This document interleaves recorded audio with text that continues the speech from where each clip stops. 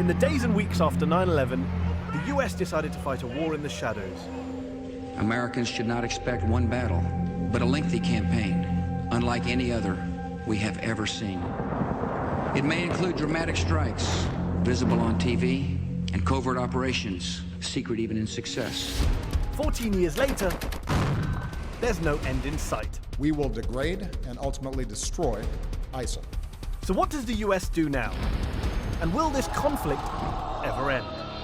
To find answers, this week I've left the Oxford Union for the US Capitol. I'm here in Washington, D.C. to interview a man who until very recently was America's top military spy chief, the head of the Defense Intelligence Agency, the DIA, and before that, a commander with J-SOC, the elite military unit which helps run President Obama's shadow war. He's been called the father of the modern-day J-SOC, whose kill or capture campaign stretches from Iraq and Afghanistan to Osama Bin Laden's compound in Pakistan. But has the so-called war on terror now become a crusade? I've been at war with Islam or a component of Islam for the last decade. And bonded by a common enemy, can the United States and the Islamic Republic of Iran finally work out their differences? I could go on and on all day about Iran and their behavior, and their lies, flat out lies. And then their spewing of constant hatred, no matter whenever they talk. I'm Mehdi Hasan, and in this special edition of the program, I'm going head-to-head with one of America's leading generals. I'll challenge Michael Flynn, the former head of the Defense Intelligence Agency, on the rise of ISIL, on torture, and on why he's opposed to a deal with Iran. There's no panel, no audience, just me and him.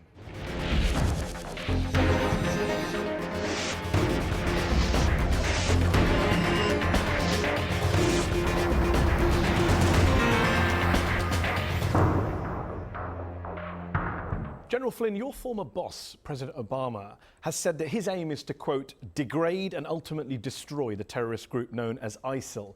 A year into the US-led bombing campaign of ISIL, how close is he to achieving those goals in your view? Is he degrading ISIL even?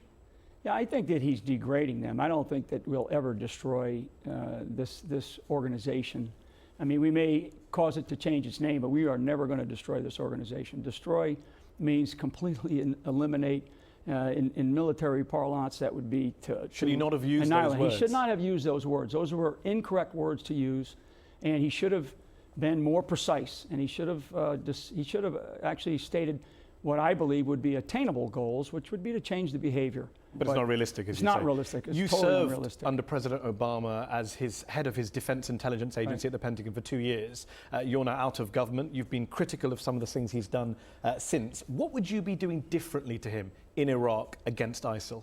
Yeah, I think that what we have to do is we have to read better what the Arab nations are in the Middle East, what they're saying. And I think that there's a real pull right now by many of the leaders in the Arab world. They definitely need U.S. support, but they know that they have to do this together. I would rather see the U.S. step up in a much bigger leadership role to be able to help them help themselves. And right now, we're not really doing that. I think we've wasted so much time. We wasted so many years of just basically being inefficient at what is very doable to defeat this enemy, this threat. And you mentioned those Arab leaders. A lot of those Arab leaders have gone out of their way to say, let's fight ISIL, let's defeat ISIL, let's get rid of them, let's ostracize them. But they've also made it very clear, don't blame the Arab world or the Muslim world for it. Don't blame Islam for it. These people are not representatives of Islam. They're against Muslims more than anyone else. And yet you said on Fox News not so long ago, quote, I have been at war with Islam or a component of Islam for the last decade.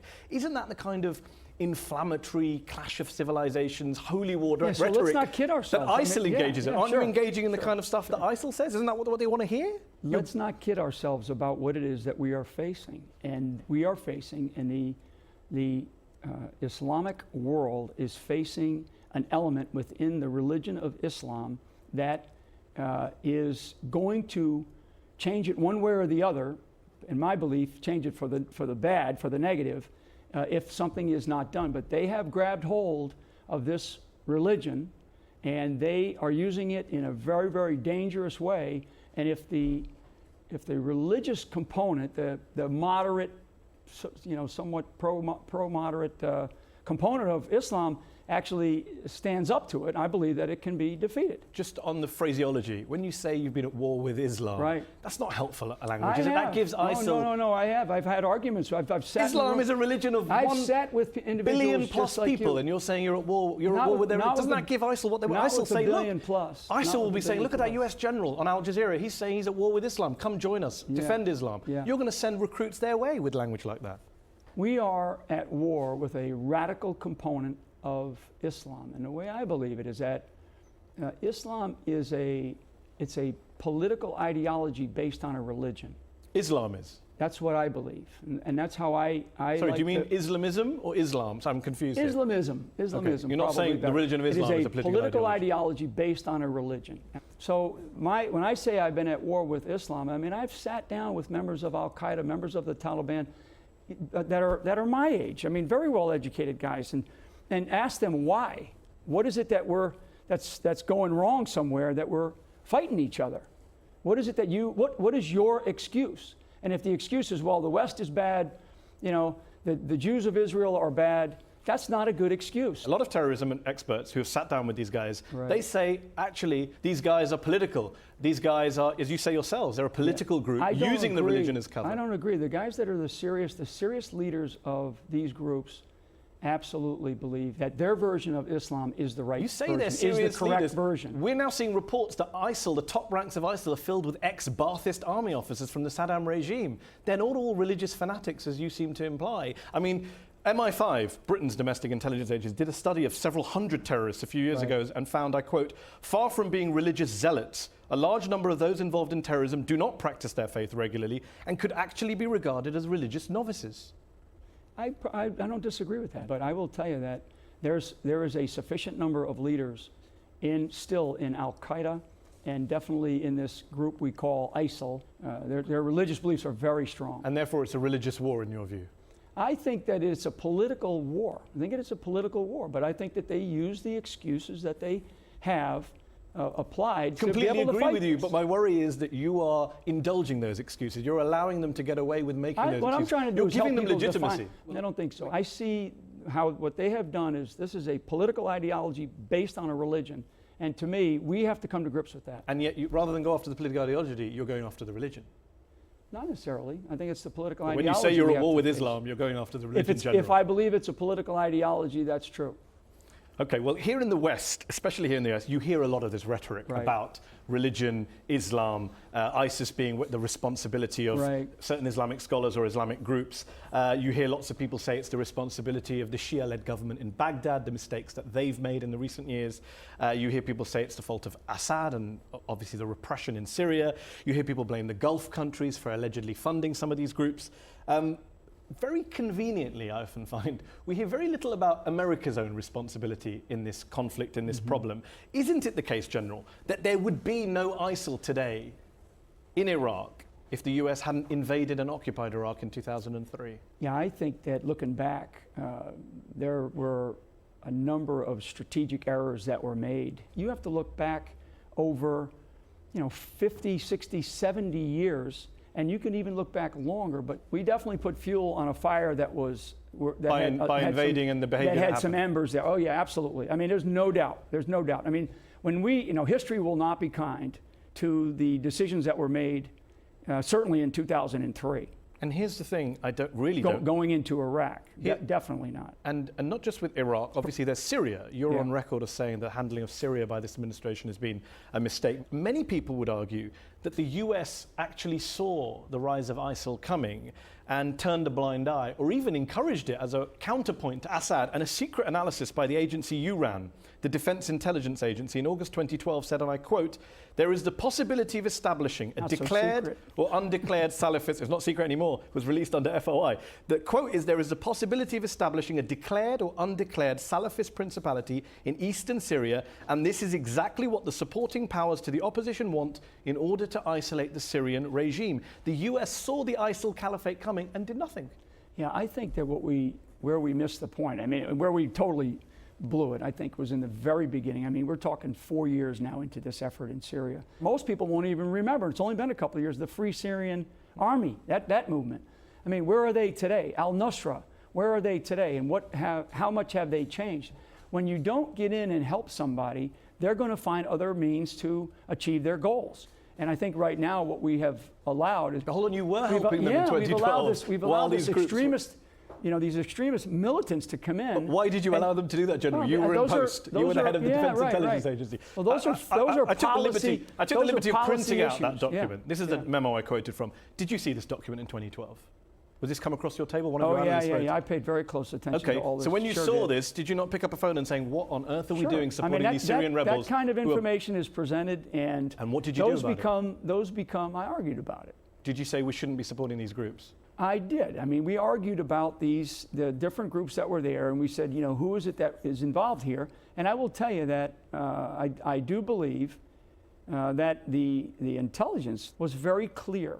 And now it's a matter of whether or not policy is going to be as clear and as defining and as precise as it needs to be, and I don't believe it was. Just on what you're saying, just to clarify here, you're saying today my understanding is you're saying we should have backed the rebels.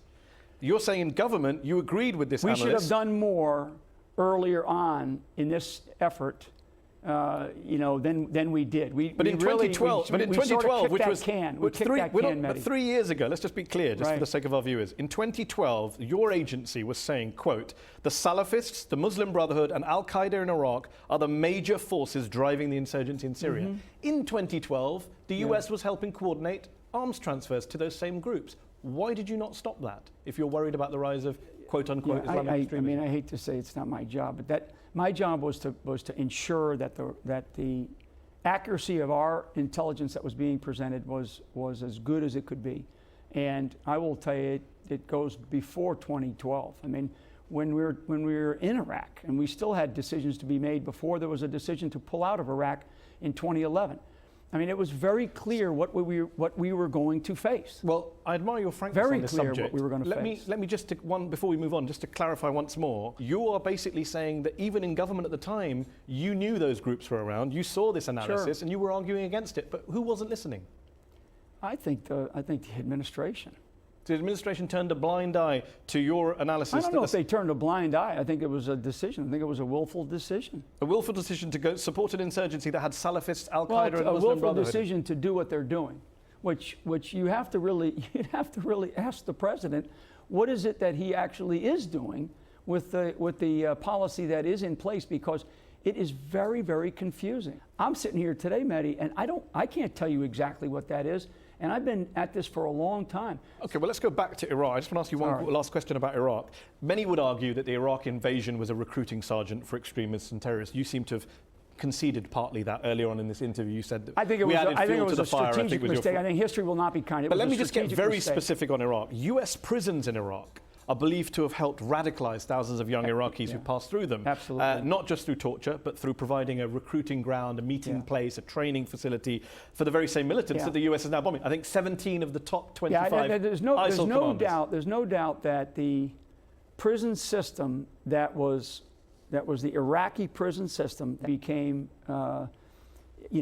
places, training ground, the training ground for what we're facing today. So it wasn't just 2003 that US poured fuel on the fire, it was much later on as well. Well, I don't think it was so much, it's not the US so much. Let me quote your former colleague, Major General Douglas Stone, who ran the US detention system in Iraq. He said, he called the US prison system a jihadi university that was breeding more terrorists. Yeah, I believe that, and he ran them. I believe that. So it's not just the Iraqis, as you just said, it's the Americans. I went down there, well, I mean, what we did was we allowed things to happen in those prisons, in those detention facilities, in Camp Cropper and Camp Bucca, to where guys like al-Baghdadi spawned, and others as well. And then when we turned those detention facilities over to Iraq, that became far worse because there was no standards in those prisons at all. At least we had standards. Let's talk about standards. You were a senior official in the Joint Special Operations Command at that time, J-SOC, which is the kind of elite, top secret unit responsible for the killing of Osama Bin Laden, among other things. You've been described as the father of the modern J-SOC. And you mentioned Camp Bucca and Camp Cropper, and you mentioned standards. You didn't mention Camp Nama in Iraq, which was nicknamed Nasty Ass Military Area. and where, according to a New York Times investigation, US interrogators beat prisoners with rifle butts, spat in their faces, and used them for target practice in a game of paintball, where the motto was no blood, no foul, meaning interrogators couldn't be prosecuted if a detainee didn't visibly bleed. Are you telling me, A, those are standards you're proud of, and B, that didn't help in the rise of ISIL? No, I mean, obviously, no. I mean, those are not standards. They're not standards that I will ever be proud of. And my role, my personal role, when you say the father of, whatever, what I was asked to do, and this was post Abu Ghraib, so I was responsible for training interrogators. Who then went and abused these Iraqis. Who then went in. I mean, so we saw what was happening, but it's not the training that we were giving these people. When we saw what was happening inside of the whole Abu Ghraib scandal, my role, and it was July of 2004, I was asked to come in and basically fix that problem. We shut that place down as fast as I could. Listen to the verdict of Human Rights Watch in their report on Camp Nama. Yeah. Military intelligence battalions systematized the use of abusive techniques in Iraq in 2003-04, and military intelligence interrogators, including officers, are implicated in widespread abuses during that time. Yeah. How can you say you don't have any responsibility for what those interrogators did? No, I do. I always feel like I have responsibility. I'm not going to sit here and tell you I don't have responsibility. We all have responsibility, but you didn't tell them to do what they did. No, and they're not trained. They weren't trained to do that. So why did they do it? This is poor leadership at its finest, if that's appropriate to say. There was no accountability at that time. What accountability did you bring in, General? The accountability was to shut it down and to standardize it. Human Rights Watch says that Red Cross was blocked from Camp Nama. From Camp Nama. Why?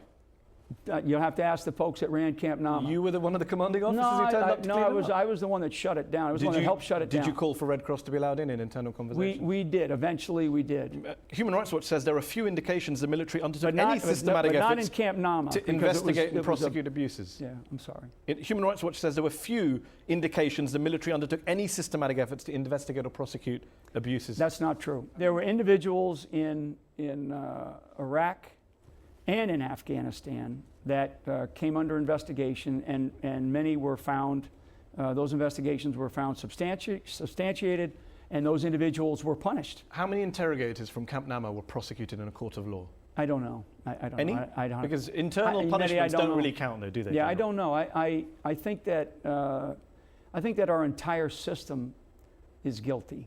I think our entire system at that time was guilty. It was guilty of just totally inappropriate behavior on the part of what we accept. Doesn't US law and international law say that if you commit torture, you should be prosecuted in a court? You don't just get a slap on the wrist. So why haven't more people been prosecuted in court? I mean, you'd have to. I hope that as more and more information comes out, that people are held accountable. You have that information in your head, presumably. You went there and you shut it down. I know the ones that I was aware of, which was quite a few. Let's talk about what you are aware of. You're on record as saying that you yourself physically interrogated detainees, that you've been, quote, personally involved in thousands of interrogation operations. Just to clarify, did those interrogations that you were involved in, General, ever involve torture? No.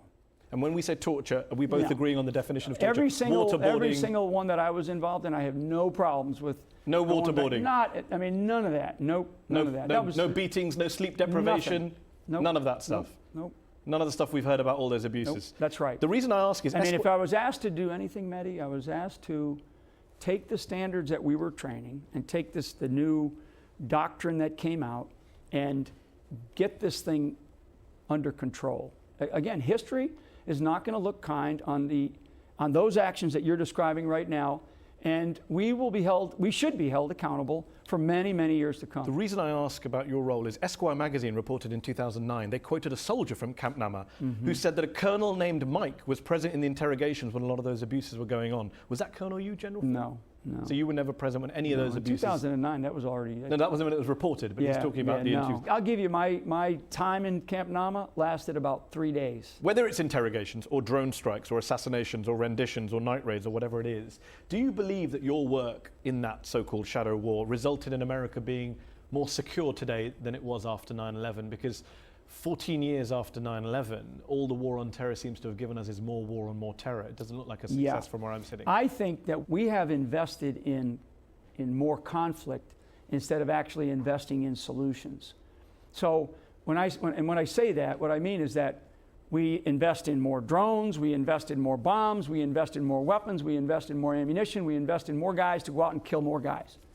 That's investing in conflict. Instead of really taking a serious look and say, what are the big excuses that these guys are using? And if it's lack of, if it's poor economic conditions, if it's poor social conditions, then let's fix those. But those kinds of things aren't going to get fixed overnight. And the leaders of the Middle East have to decide that that's what they want to do. You sound very reasonable. And the expansion of these groups. So if you look at 2004, and you fast forward to 2014, so only less than a year ago, the number of terrorists, our State Department designated terrorist groups, have doubled. So something is wrong with our policy and our strategy. And here's what I don't get. When you talk about fixing the underlying problems, when you talk about not investing in conflict as the number one way of dealing with this, I agree with you, and you do sound very reasonable and persuasive. And yet in February, in front of Congress, you said, when you were asked what is to be done, the enemy must be opposed, must be killed, must be destroyed. Yeah. There's a dove, General Flynn, and there's a hawk, General Flynn. No, there are elements within this organization that the only way to deal with them is they either have to be captured and put away in some legitimate prison system that will actually hold them for a short period of time. Not Camp Nama, we hope. Or they will have to be, or they have to be killed. I mean, that's a component of a much broader strategy. The military has to be like a lowercase m. I mean, it is so indecisive. It is not the piece that is going to win the day. There has to be other components of a strategy, and I don't see them.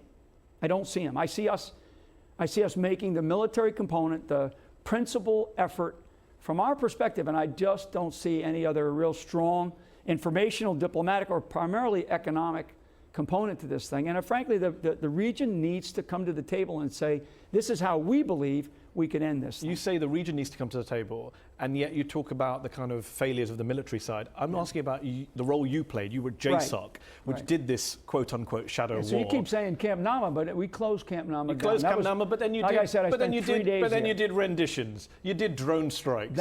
You did night raids. That was not my responsibility, and I hate to say it like that. J-SOC wasn't responsible for any drone strikes, really? Well, for drone strikes, which have been hugely counterproductive on the counter-terrorist front. Yeah. Many analysts have argued they've created a different issue. But the drone strikes, many would argue. That's another show for you. Well, maybe another show, but the drone strikes, for example, many have argued they create more terrorists than they kill. The night raids in Afghanistan, many have argued they create more terrorists than they get. I don't disagree with that. I think that's conflict. When you invest in conflict, with respect, General, that's your failure then, isn't it? When you drop a bomb from a drone, you're investing, you are going to cause more damage than you're going to cause good. And I think that... So do you think President Obama should be not ramping up drone strikes, as he has done, but actually ramping them down, as his predecessor did? I think that there should be a different approach. Absolutely. Okay. Absolutely. Well, I do believe, though, Mehdi, that there are individuals that they believe in perpetual conflict on these Islamic radical front, so to speak. So they've talked about perpetuating conflict for the rest of time. I mean, some of these guys have written about it. So we have to understand that. Okay. So there's some that's okay for, but I think as an overarching strategy, it's a failed strategy. On that note, let's leave it there. We're going to take a break now on Head to Head. Join me in part 2, where I'll be discussing Iran and its controversial nuclear program with General Flynn. I'll ask him why he thinks the Iranians can't be trusted and why he believes doing a deal with them is dangerous. That's after the break.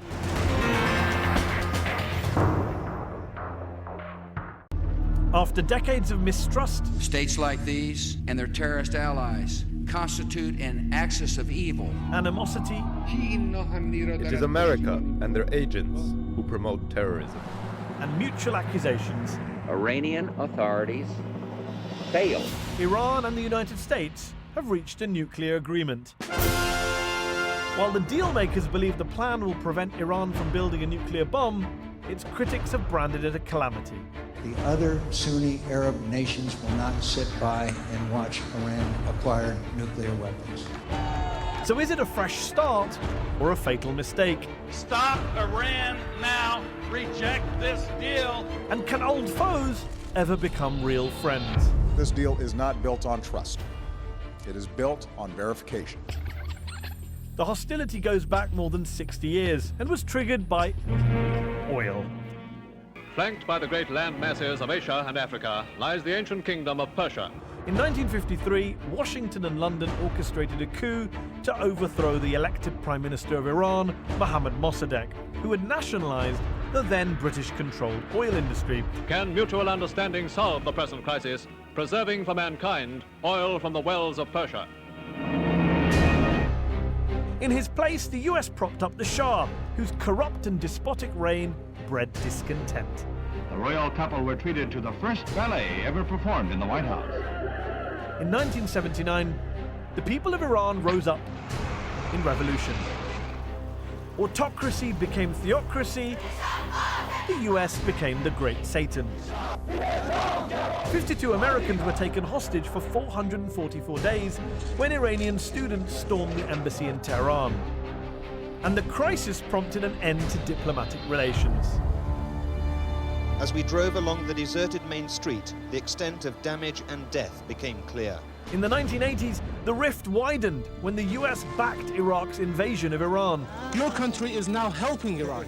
With Washington's quiet acquiescence, Saddam Hussein deployed chemical weapons against Iranian forces. And to make things worse, as the war was drawing to a close, the US military shot down an Iranian passenger plane, killing all 290 civilians on board. This man's burden was heavy, searching for the bodies of 5 of his relatives. Decades of verbal attacks and crippling sanctions followed, while the US accused Iran of being behind Hezbollah's attacks, including the infamous bombing of a US Marine barracks in Beirut, which left 241 Americans dead. Iran remains the world's primary state sponsor of terror. Today, Iranian mobs continue to chant death to America. But since reformist Hassan Rouhani became president in 2013, the tide has begun to turn. You can't use war to stop a war. On July 14th, 2015, a milestone nuclear agreement was finally reached. This deal offers an opportunity to move in a new direction. While for many, celebration, euphoria, and hope mark the day, the question remains, is this the beginning of a new friendship, or are these two countries destined to remain the best of enemies?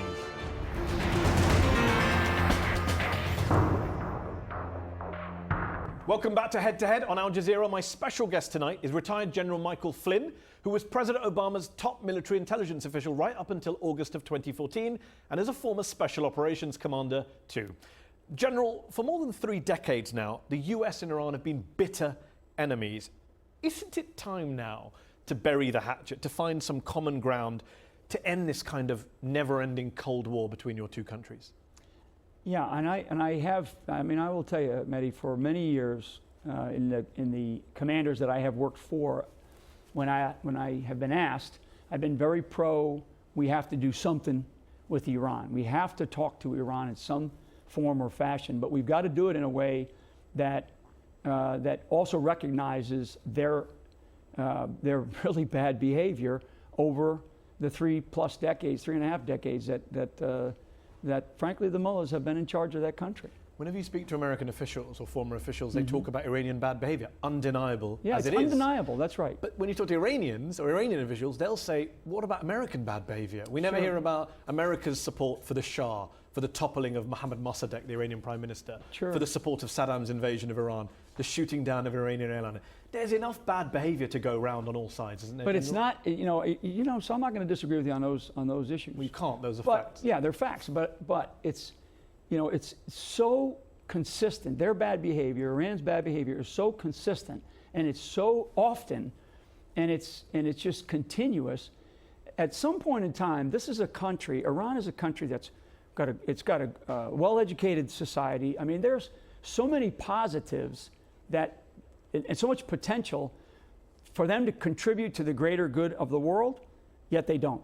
They've decided that they're not going to do that. They've decided that they're going to be a pariah state instead of a contributing state. They would argue they've been made a pariah state. When they were invaded by Saddam Hussein, they didn't get the support of the world. Saddam got the support of the world. Act differently. Then change your behavior. Change your behavior. Well, they would argue that these negotiations that we've been seeing in recent years between the Obama administration and the Iranian government is an example of changed behavior. I don't see it.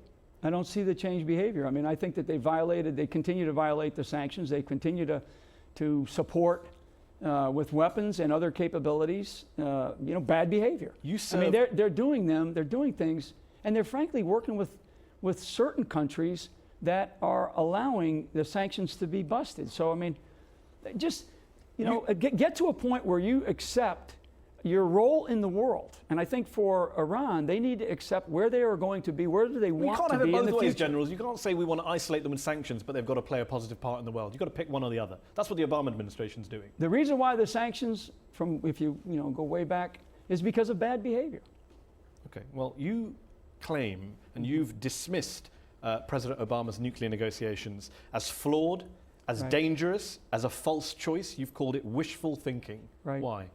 Because I think that the assumptions that, I believe the assumptions that it is based on are really false assumptions. It's a lack of understanding of not just Iran, but the entire region.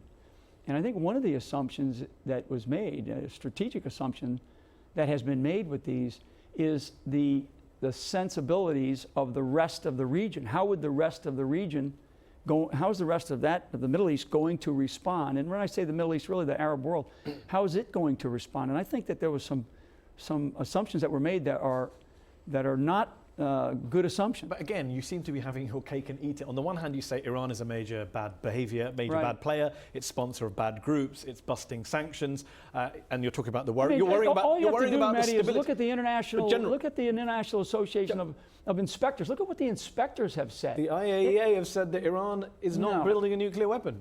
That is what they've said. Look at some of the... And the IAEA is the group that's going to be empowered by a nuclear deal. Look at some of the results of some of what they have said, and it's like, these guys are not following through on what they're supposed to be doing.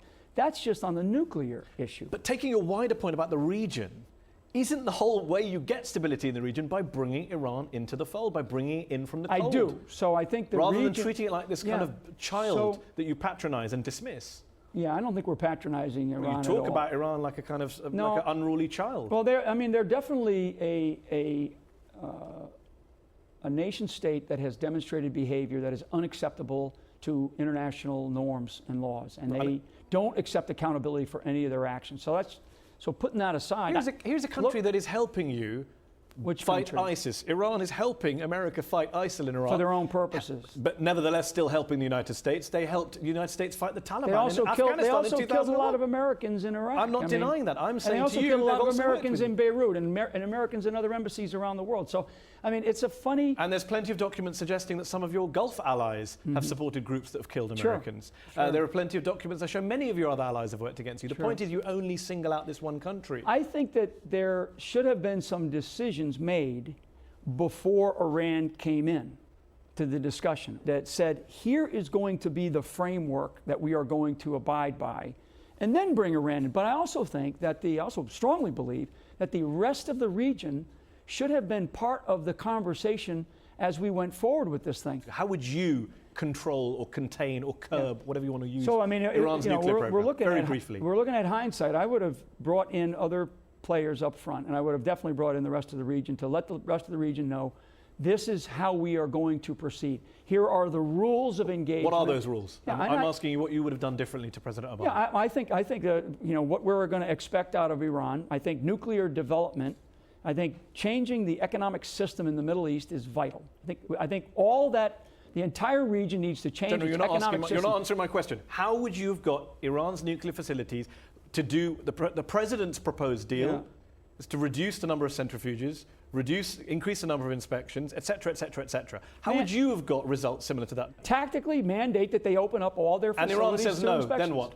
Then keep them at bay and not allow them to have nuclear weapons. But every single nuclear expert agrees that keeping them at bay, keeping the status quo, allows them to carry on enriching uranium. They've gone from 160, I think, centrifuges to 20,000 under your system, under the status quo. Right. So why do you think it would work again? Isn't doing the same thing again and again? You're arguing their bad behavior. I'm saying to you, they were able to do that. I'm saying to you, you're opposed to a deal that brings Iran in from the cold and puts curbs on a nuclear program. You're saying you don't like that deal. I'm saying, how would you get Iran to curb its nuclear program? Apart from telling them off, I've not heard a single practical proposal from you. So I think at this Would you bomb them? What I would do is I would take a big step back, because we're here and now. This is where we are. We need to change the ecosystem of the entire Middle East. Otherwise, we're talking about a region that will go to far, far greater conflict in the future. Right now, that region is built on essentially oil. I mean, let's face it. And the price of a barrel of oil is very low, not going to change. And my belief is that, and we know that nuclear development of some type is going to happen. We already see the Saudis, the Jordanians, the Egyptians. Do you believe Iran will get a bomb as a result of these negotiations? I believe if it goes the way it's going, yes, I do. And yet the director, and I don't think it's going to take 10 years to And yet the there. director of the CIA, John Brennan, former colleague of yours in the intel community, he's called it a good deal and accused critics such as yourself, who say it'll lead to a bomb, as being, quote, wholly disingenuous. The director of the CIA basically says you're lying. Yeah. I don't think he's saying I'm lying. He says you're wholly disingenuous. That's a euphemism for lying. I heard him made those comments when he spoke a month or so ago.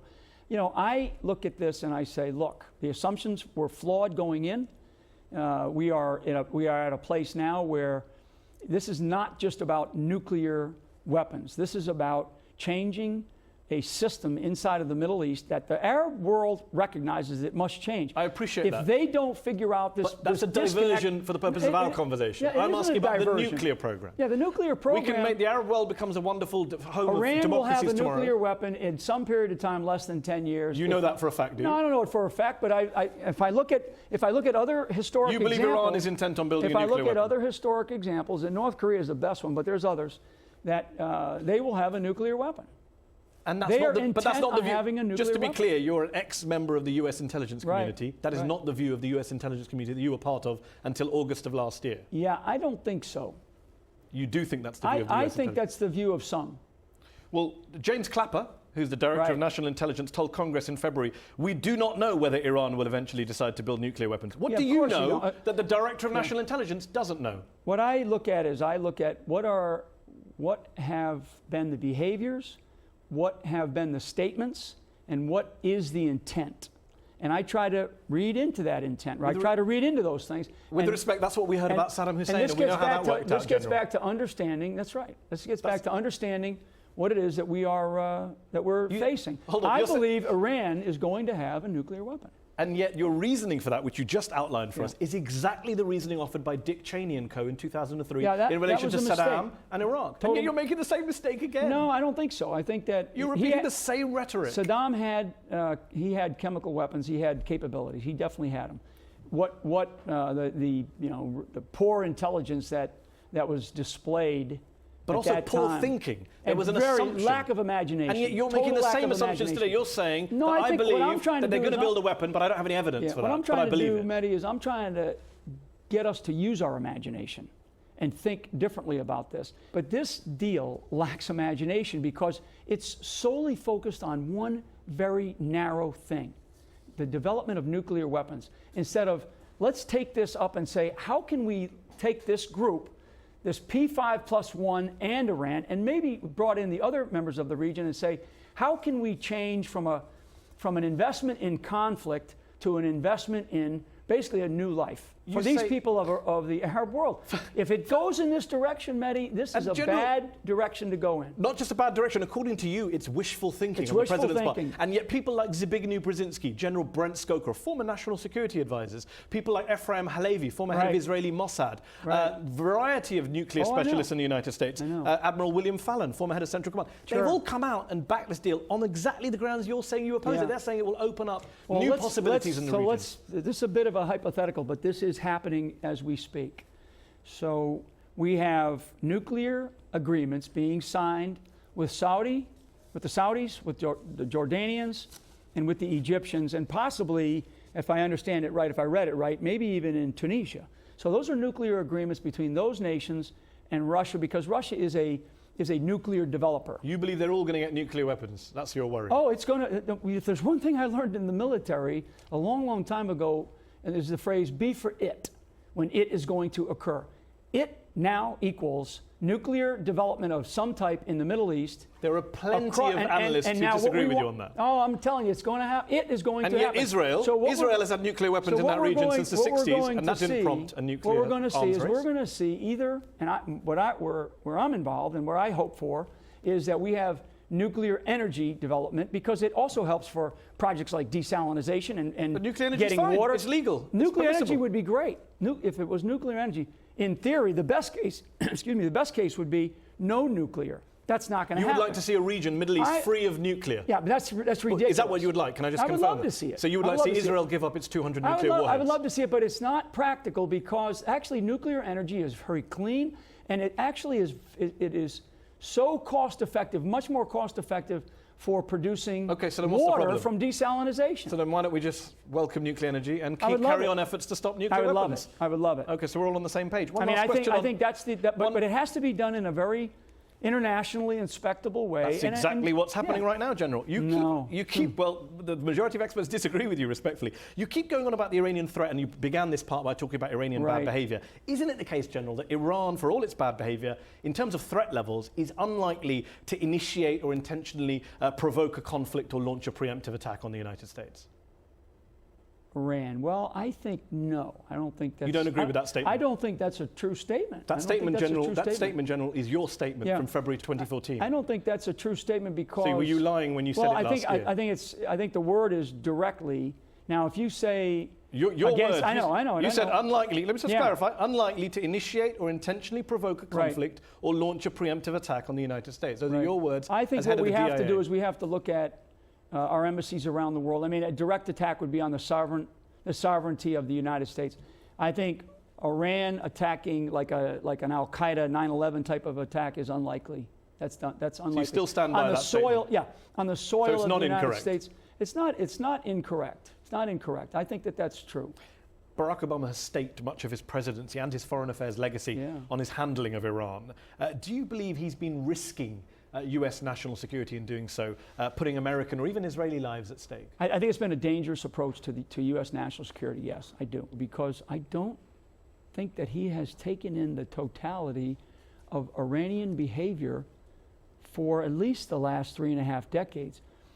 And I have the past history with the United States, but we have to worry about the past, and we have to recognize where we made mistakes and where others made mistakes. But we have to think about what is the future that we are trying to achieve. And I believe that it's very, very narrow. It's a very narrowly viewed future.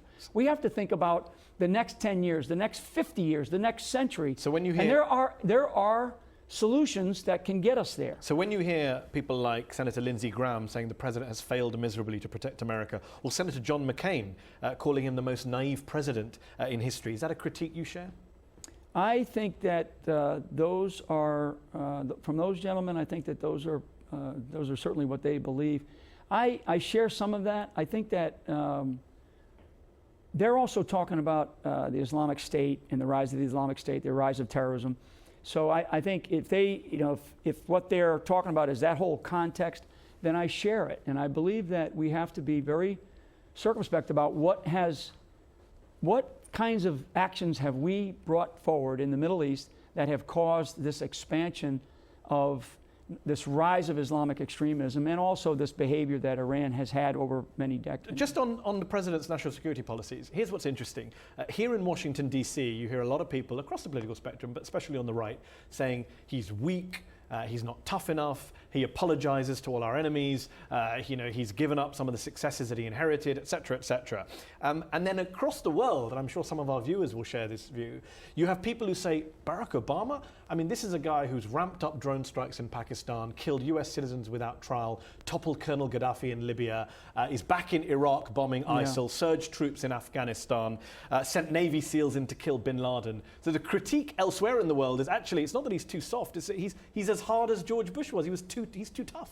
Yeah, I think he's too tactical. So the examples that you just gave, Mehdi, those are all tactical examples. And I think drone strikes is a tactic. We need big leadership, and we need big strategic vision right now. strategic vision that I believe only the United States can provide, frankly, because just the scale of what the United States can offer the rest of the world, and we need big strategic visionary leadership that solves a problem in the Middle East that the rest of the world is part of. You know, the word abandonment has been used by multiple people from multiple countries about the United States. We feel abandoned. That's not a good place for us to be, and those are pretty senior people. But on those the kind of leaders who rely on the U.S. to keep them in power. So if we're dropping drones and we're killing, you know, this guy or that guy, and we're, you know, training 60 guys, I mean, those are tactical, you know, narrow things that will never. Those are investments in conflict, in greater conflict. They are not investments in real strategic solutions. And there are strategic solutions for this region. And frankly, an entirely new economy is what this region needs. They need to take this 15-year-old to 25 or 30-year-old. I mean, Saudi Arabia, the largest segment of their population. In Egypt, the largest segment of their population. 15 to roughly 30-year-old, mostly young men. You've got to give them something else to do. If you don't, they're going to turn on their own governments. And we can solve that problem. And yet the United States backs those governments in Saudi Arabia and Egypt that are seen as that has to be a conversation that we have. Yeah, so that's a conversation that we have to have with them, and we have to help them do that. And in the meantime, in the meantime, we carry on giving them weapons, supporting their conflicts. In the meantime, what we have is turning a blind eye to human rights abuses. In the meantime, Mehdi, what we have is we have this continued investment in conflict. The more weapons we give, the more bombs we drop, that just fuels the conflict.